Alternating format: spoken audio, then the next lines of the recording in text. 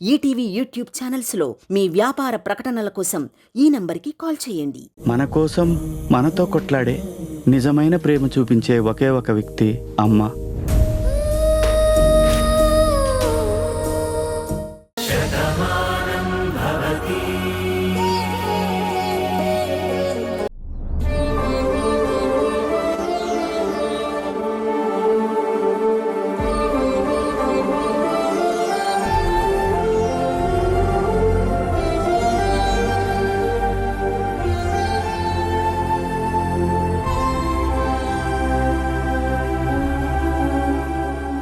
నమస్కారం అమ్మా. నమస్కారం.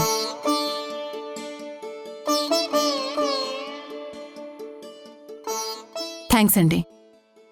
ఎలా ఉన్నారు ప్రెసిడెంట్ గారు? మీ దయ వల్ల నేను మన ఊరు బాగున్నామమ్మా. నా దయ ఉంది ప్రెసిడెంట్ గారు, అంతా దేవుడి దయ. అలా అనకండమ్మా, మాకు దేవత అంటే మీరే. ఈ ఊరిలో మైనింగ్ చేస్తూ నిరుద్యోగులకు ఉపాధి కల్పించారు. ఈ రోజు ఇల్లు లేని వాళ్ళకి ఇల్లు కట్టిస్తున్నారు. ఏమిచ్చి మీ రుణం తీర్చుకోగలం? అన్నీ బానే ఉన్నాయి కానీ కనీసం ఒక బొకే కూడా ఇవ్వలేరా? మొక్కిచ్చారు. రైతులం కదమ్మా, మొక్కలంటే మాకు ప్రాణం. మా ప్రాణాలనిచ్చాం. కొంతమందికి మెక్కడమే తప్ప మొక్కల గురించి తెలియదులే ప్రెసిడెంటు. ఆ మొక్కే లేకపోతే నోటికి ముద్దెలా వస్తుంది, బ్రతకడానికి గాలెలా ఉంటుంది? అమ్మమ్మ తెలియకడిగిందిలే, అందుకే తెలిసేలా గట్టిగా చెప్పాను.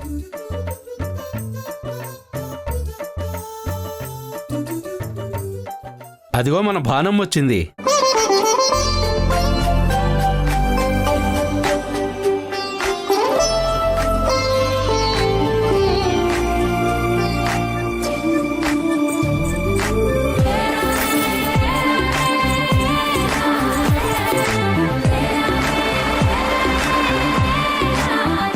ఎలా ఉన్నావు బానమ్మా? బానే ఉన్నాను బాబాయ్. బానమ్మా, మీ అత్తగారు ఈ ఊరు వచ్చారంటే అది నీ పుణ్యమే. ఈ ఊరి అందరి మంచి కోసం ఆలోచించే మంచి మనిషివు నువ్వు. నీ దయ వల్లే మేమందరం బాగున్నామమ్మా. ఏంటి బాను, భజన బాగానే చేయించుకుంటున్నావు? భజన చేయించుకోవడానికి నేను దేవతని కాదు, ఈ ఊరి ఆడపిల్లని. మీ అందరికీ మంచి జరుగుతుందంటే దానికి కారణం అత్తయ్య గారే. కోట్ల రూపాయల మైనింగ్ వ్యాపారం మన ఊరి మీద అభిమానంతో ఇక్కడ చేస్తున్నారు. కేవలం లాభాల గురించి ఆలోచించకుండా మీ అందరి భవిష్యత్తు గురించి ఆలోచించారు. ఇప్పుడు మీకు నీడనివ్వడానికి ఈ క్వార్టర్స్ని కడుతున్నారు. కాబట్టి ఈ ఊరికి ఏమైనా మంచి జరుగుతుంది అంటే అది మా అత్తయ్య గారి వల్లే జరుగుతుంది.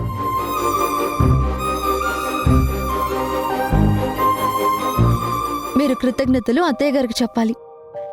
మీరు ఆవిడకే రుణపడి ఉండాలి. ఎవరో పొగుడతారని ఇంకెవరో పొగడమంటారని నేనీ పని చేయలేదు. ఇది నా ఊరు కూడా. పుట్టిన ఊరు రుణం తీర్చుకోవాలన్నా అదృష్టం అంటూ ఉండాలి. పుట్టిన ఊరికి ఏదైనా చెయ్యాలంటే ఐశ్వర్యం ఉండాలి. ఆ రెండూ కూడా నాకున్నాయి కాబట్టి ఈరోజు నేను ఈ పని చేస్తున్నాను. అంతేకాని పొగిడించుకోవడానికి మాత్రం కాదు. ఎందుకమ్మా అలా అంటావు? బాను ఏం తప్పుగా మాట్లాడలేదు కదా. నువ్వు చేసిన మేలే చెప్తుంది, అందులో తప్పే ఉంది. అలా అంటే వింటి కార్తీక్, భాను రాగానే అందరూ అక్కడికి వెళ్ళిపోయారు అంటే ఇది నా బలమని చూపించాలని కదా. నేను చెప్తేనే మిమ్మల్ని పొగుడుతారు అని చెప్పడమే కదా. ఎవరో అనుకోకపోయినా ఊరెల్లో పురుగులంచడానికి నువ్వుంటావు కదే. నువ్వు చాలు ఊర్మిళకి రాని ఆలోచనలన్నీ నువ్వు చెప్పడానికి. చూడు నీలిమా, ఇది మా ఊరు, మా కుటుంబం. ఇంటి మధ్య గదులున్నట్టుగా మా మధ్యన కూడా చిన్న చిన్న గొడవలుంటాయి. అంత మాత్రాన దూరం అయిపోతున్నట్టు కాదు కదా. మా మధ్యన చిచ్చులు పెట్టాలని చూడకు. ఊర్మిళాదేవి గారు, ఎవరో ఏదో అన్నారని కాదు. ఈ ఊరి ప్రెసిడెంట్గా నేను చెప్తున్నాను. మా ఊరికి పెద్ద దిక్కు మీరే. సరే, రేపు భూమి పూజకి ఏర్పాట్లు చూడండి. ఎల్లుండి ఎవరెవరికి క్వార్టర్స్ అలాట్ చేస్తామన్నది వాళ్ళకి డాక్యుమెంట్స్ ఇచ్చేద్దాం. ఆ కార్యక్రమంలో ఎక్కడ కూడా ఎటువంటి లోపం ఉండకూడదు. ఇది నా ప్రెస్టేజ్ కి సంబంధించిన విషయం. అక్కడ ఏ చిన్న లోపం జరిగినా అది నాకే అవమానం. ఎంత మాటమ్మా, మీ గౌరవానికి భంగం కలిగనిస్తామా? ఎంత సంతోషంగా వచ్చారో అంత సంతోషంగా ఈ ఊరి నుంచి వెళ్తారు. సంతోషంగా వచ్చారు కానీ సంతోషంగా వెళ్ళరు ప్రెసిడెంట్ గారు. అది నేను చూసుకుంటాను కదా. ఇంతకీ ఈ భరణిగాడొచ్చాడా లేదా?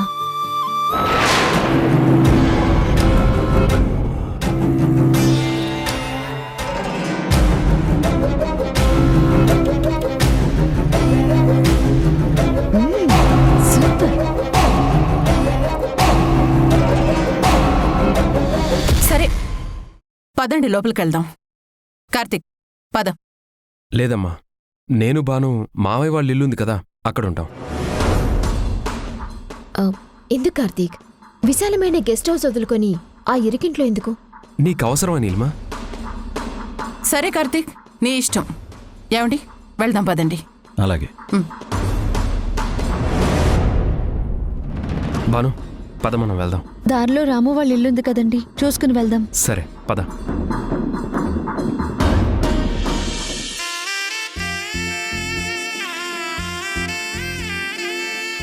నమస్కారం బాబు. నమస్తే అండి, బాగున్నారా? బాగున్నాం బాబు. నమస్కారం అమ్మా, బాగున్నారా? ఆ పద.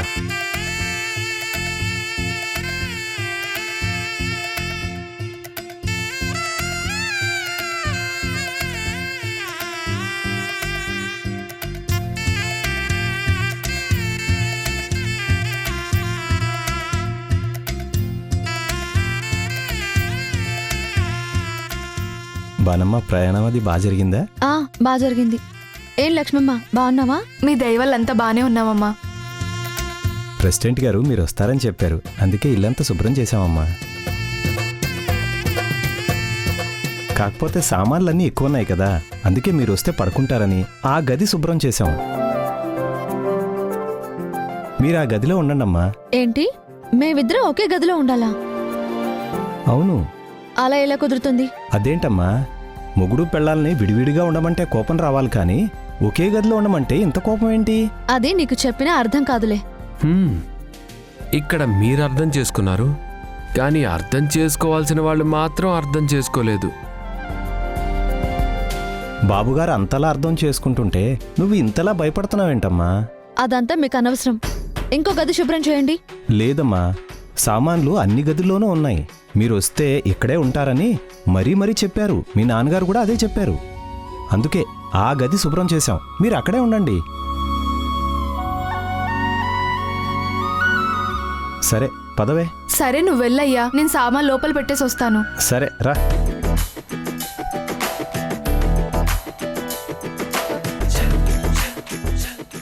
సరే బాను, మీరు రెస్ట్ తీసుకోండి, నేను మా ఇంటికి వెళ్తాను.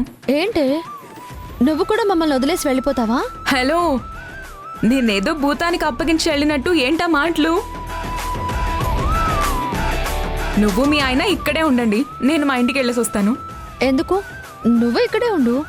ఒక రూమ్లో ఇద్దరుంటే బాగుంటుంది కానీ ముగ్గురుంటే చండాలంగా ఉంటుంది. నేను ఇంటికి వెళ్ళి వంట చేసి క్యారేజ్ తీసుకొస్తాను. అది కాదు రాము, రాము, నేను చెప్పేది విను.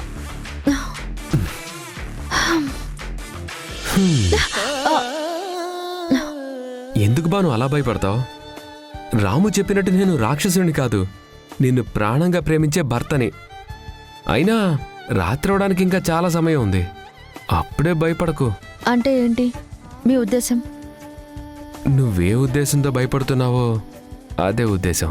పిచ్చి పిచ్చి ఆలోచనలు మానేయండి. అంటే నువ్వు పిచ్చి పిచ్చిగా ఆలోచిస్తున్నావు అన్నమాట. సరే అలాగే కాని, అసలే పల్లెటూరు, పైగా చలికాలం, ఎవ్వరూ లేని ఏకాంతంలో మనం ఉన్నాం. ఇంతకన్నా మనకు కావాల్సిందే ఉంది? పిచ్చి పిచ్చి ఆశలు పెట్టుకోకండి. మనం ఏ ఊరొచ్చినా మన హద్దుల్లో మనం ఉండాలి. ఆ గీత దాటడానికి మాత్రం వీల్లేదు. చూద్దాం, రాత్రికి ఏ బల్లో మీద పడచ్చు, లేదా ఏ ఉరుమో ఉరమచ్చు. ఆకాశవాణిలా గోదారి గట్టుపై మెరిసావు మణిలా, పెద్దింటి దానిలా బంగారు గనిలా, సుతానే నిన్నిలా నా రెండు కన్నులా, కళ ఉన్న కళ్ళకే కాటుకే ఎలా, మా వీధి వీధంతా దిష్టి కొట్టేలా, సన్నాయి మొదలా సందేళ పాటలా సందళ్ళే తెచ్చావే నీలా, చుట్టంలా చూసిపోగల. ఇది నేను అయినా నాటిన గులాబీ మొక్క. నా జీవితంలాగే చిగురించదేమో అనుకున్నాను, కానీ చిగురించింది. ఈరోజు పువ్వులు కూడా పోస్తుంది. వీటిని చూస్తే చాలా ఆనందంగా ఉంది. ఇలాగే మా జీవితాలు కూడా ఆనందంగా ఉండాలని కోరుకుంటున్నాను.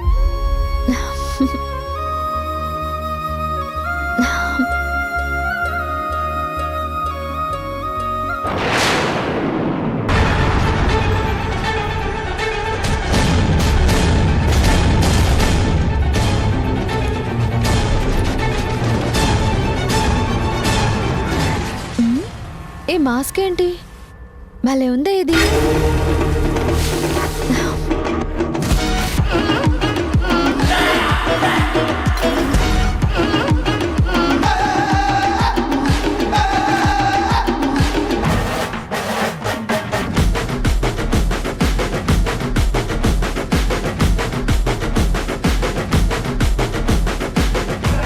ఏంటి వరుణ్, ఎలా ఉంది ఈ ఊరు?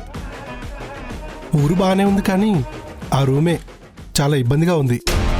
దేనికి? చుట్టూ పచ్చని ప్రకృతి మధ్య చాలా ప్రశాంతంగా ఉంది. ప్రకృతిని ఆస్వాదించాలి వరుణ్. ఏసీలో బ్రతకడం అలవాటైన వాడు ఇలా ఓసీగా ప్రకృతి మధ్యలో ఉండాలంటే చాలా ఇబ్బందిగా ఉంది. ఇక్కడేమైనా మనం శాశ్వతంగా ఉంటామా? మన పని పూర్తి చేసుకుని వెళ్ళిపోతాం. అది సరే, ఇంతకీ ఈ ఊరికి నన్నెందుకు రమ్మన్నావు? మన ఆట క్రికెట్ టోర్నమెంట్ లాంటిది. లీగ్ మ్యాచ్లు ఒకచోట మొదలవుతాయి, ఫైనల్స్ ఇంకో చోట ముగుస్తాయి. ఇప్పుడు మనం ఫైనల్స్ ఆడుతున్నాం. సరే, ఇప్పుడు ఏం చేయాలి? నీకు ఒక ప్లాన్ చెప్తాను, అది పర్ఫెక్ట్గా చెయ్యి. ఏంటది? భాను నీకు తెలుసు కదా, వాళ్ళది ఈ ఊరే. భాను వాళ్ళ అన్నయ్య పేరు శివ అని ఒకప్పుడు ఇదే ఊర్లో ఉండేవాడు. చిన్నప్పుడే ఊర్మిళ ఆంటీ కొడుకు రాముని చంపేసి శివ పారిపోయాడు.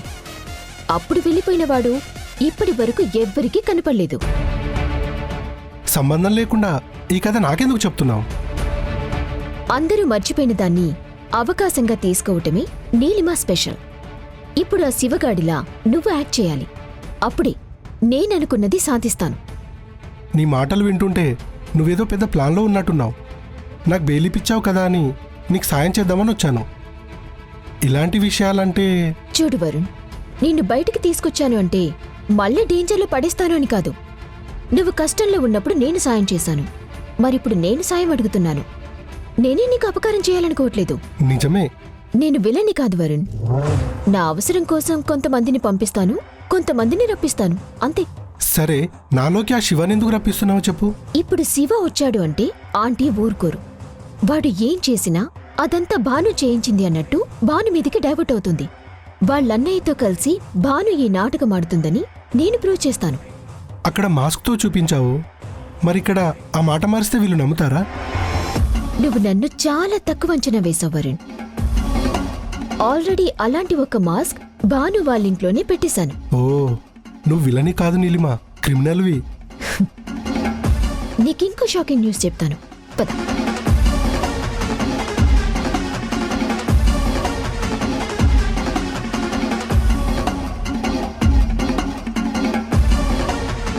ఇదిగో, ఇది గన్ పౌడర్.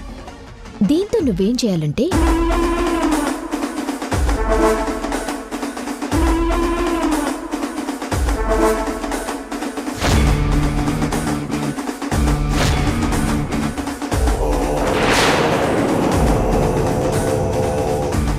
నో వరుణ్. అవును నీలిమా, రేపు ఆవిడ చచ్చిపోతే అది మర్డర్ కేసు అవుతుంది. నువ్వు బెయిలిచ్చావు కదా అని నీకు సాయం చేస్తానని వచ్చానే కానీ ఇలా హత్యలు చేయడానికి రాలేదు. వరుణ్, నేను కూడా హత్యలు చేయాలనుకోవటం లేదు. అంతలా క్రియేట్ చేసి ఆంటీని నేను కాపాడుతాను. ఆవిడకేదైనా అయితే నేను కూడా తట్టుకోలేను కదా. నమ్మొచ్చా?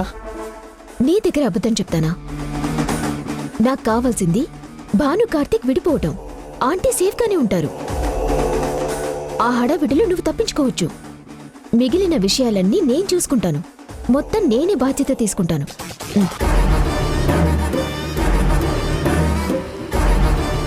సరే, అంటే ఇప్పుడు నేనే శివనన్నమాట. ఇంతకీ ఆ అసలు శివ ఎక్కడున్నాడో?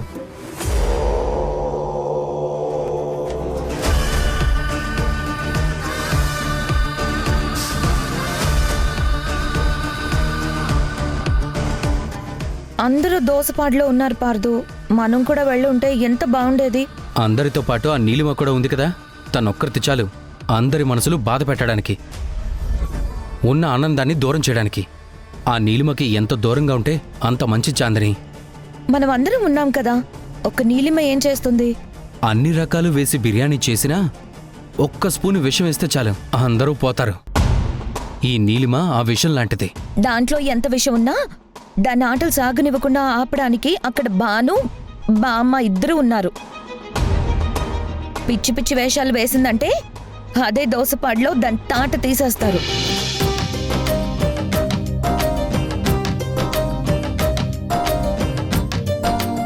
ఇంకా ఎంతసేపు పడుతుంది బాబు? ఓ 10 నిమిషాలు పడుతుంది సార్. మీకు ఆలస్యం అవుతుందేమో. పర్లేదులే, నువ్వు చూడు. అలాగే సార్. మావయ్య రోడ్డు మీద నిలబడ్డారేంటి? పార్దు కారాపు. ఆయన ఎందుకు నిలబడ్డారో మనకు అవసరమా? అదేంటి పార్దు, తెలిసిన వ్యక్తి కాబట్టి కారు ఆపమన్నాను.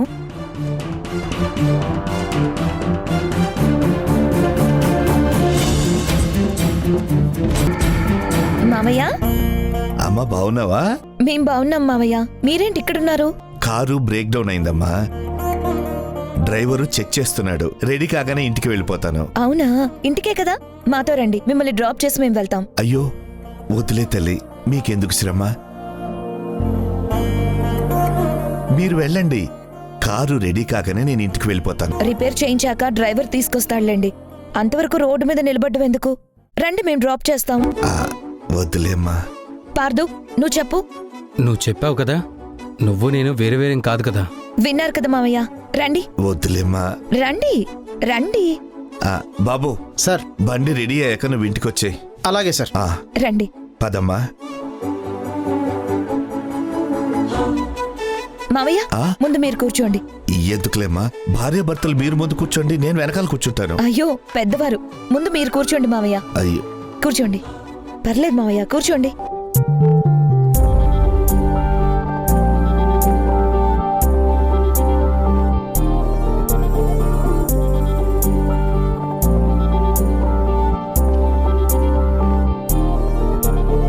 నీ కన్నులలో నేను, నీ గుండెలలో నేను, అయినా ఎందుకు నేను నానా మీతో లేను. నాను మాటకు అర్థమై ఉన్నది మీరొకరు.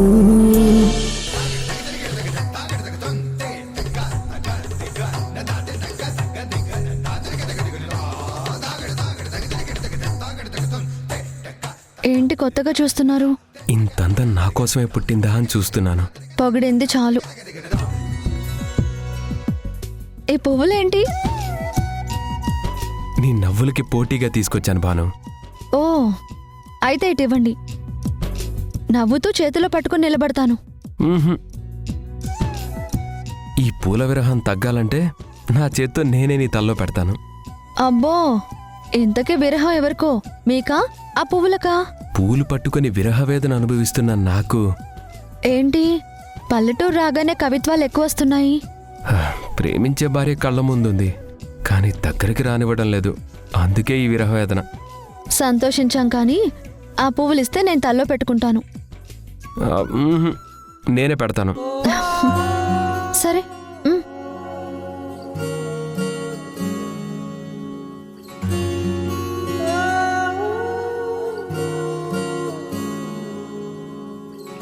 ఏమైందో ఈ వేళ ఈ గాలి,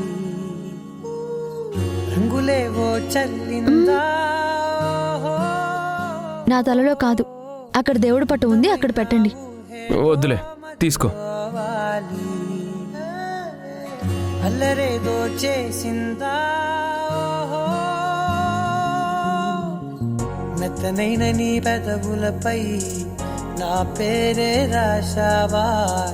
నే పలికే భాషే నువ్వే అవే వన్నెలా. హో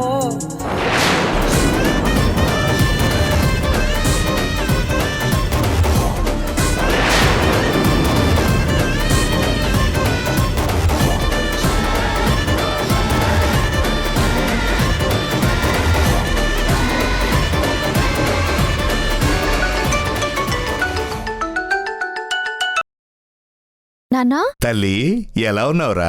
బాగున్నాను నాన్నా. ఇక్కడే మన ఇంట్లోనే ఉన్నాం. అవునా, మరి ఊర్మిళ వాళ్ళు? గెస్ట్ హౌస్ లో ఉన్నారు నాన్నా. అది సరే గాని ఇప్పుడు మన ఇంట్లో ఎవరున్నారో తెలుసా? ఎవరు నాన్నా? చెప్పుకో చూద్దాం. భాను, నేను మీ అన్నయ్య పార్తూ వచ్చాం. మీరింటికి వచ్చారా? అవును తల్లి, దారిలో నా కారు రిపేర్ అయి ఆగిపోయింది. వీళ్లే నన్ను ఇంటికి తీసుకొచ్చారమ్మా. ఇదిగో పద్దుతో మాట్లాడు బాబు. అమ్మా బాను. అన్నయ్య, నాన్నతో కలిసి మన ఇంటికి వచ్చావు. నాకు చాలా సంతోషంగా ఉంది. అదేం లేదమ్మా, దారిలో కారు ఆగిపోయి ఇబ్బంది పడుతున్నారు. చాందిని తీసుకొద్దామంది, తీసుకొచ్చానంతే. చాందిని చెప్పిందని కాదులే అన్నయ్య.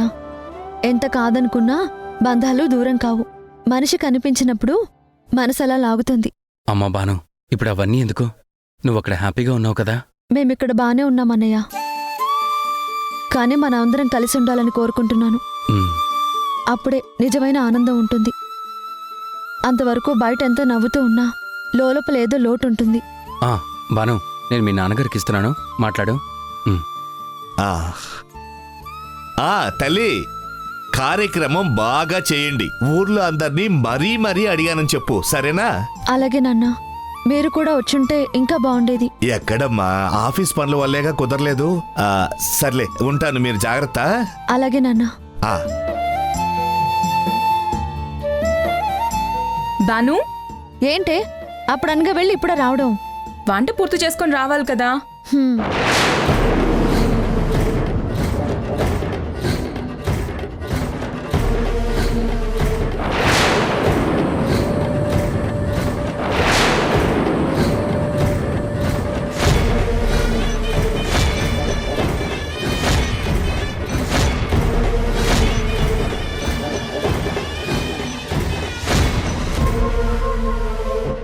మీ నాన్న పేరు శివుడు. అవునమ్మా. మీ అమ్మ పేరు రాములమ్మ. అవునమ్మా. కదా, అందుకే వీడి పేరు శివరామ్ అని పెడదాం. మీ అబ్బాయి పేరు వాసుదేవరావు గారి అబ్బాయి పేరు కలిసొచ్చేలా ఉంది. పేరు చాలా బాగుంది. ఆంటీ ఇక్కడ పెట్టారు. భాను అలా ఇన్ఫ్లుయెన్స్ చేసి పెట్టించింది. అయినా వాళ్ళ అన్నయ్య కదా.